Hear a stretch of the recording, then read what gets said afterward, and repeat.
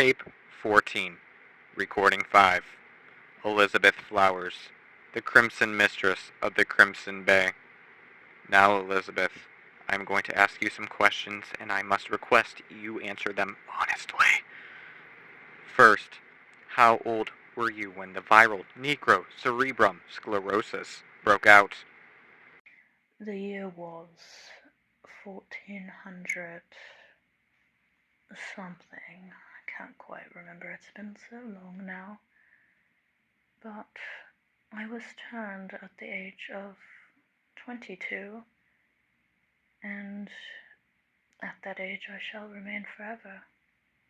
So that is your answer to your question. Thank you for that, Elizabeth. Question 2. What brought you to Indigo Bay? I'd heard rumors that there was a vampire living in Indigo Bay by the name of Valerie. I'd met a lovely young vampire. She is much younger than myself, though. But because of her and her family's long legacy with the Bay, it made me realize that perhaps the Bay would act as a sort of sanctuary for me and other vampires, and I do believe we've made it a comfortable home for my kind. Thank you. I shall refer to it as Crimson Bay for the rest of our interview. Question 3. Were you born a vampire, or were you turned? I've said it before, didn't I?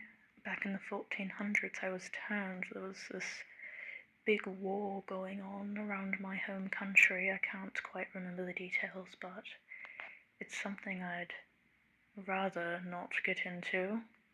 If you don't mind, of course.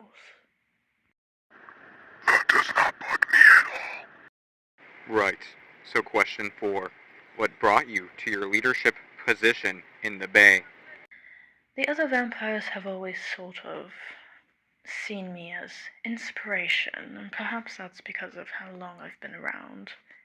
Because, and not to brag, of course, but I've been around since way back when Vlad Tepes, aka Dracula himself, was still roaming the earth.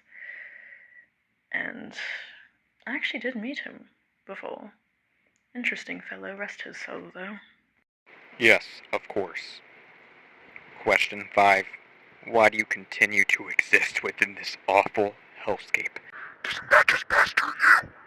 Well, where else am I meant to go?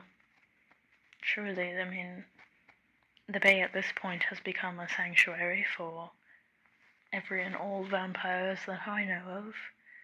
Mind a select few who have escaped.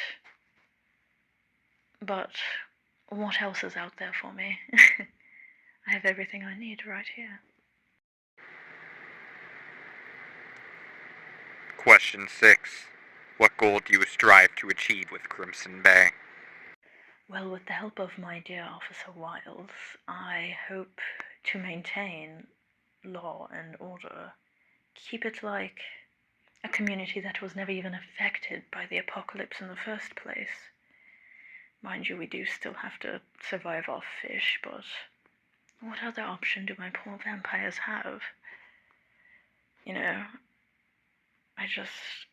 I want them to feel comfortable and keep things maintained so that things don't go crazy. 'Cause a famished vampire is a dangerous one. So by keeping law and order, we try to avoid that as much as possible, per se. Doesn't it pester and infest you that everything you're doing is for a reason, that your existence is meek? Well, that's quite the question, isn't it, interviewer? However, you will have to excuse me. I do have things to get back to now. Good day, sir. End recording.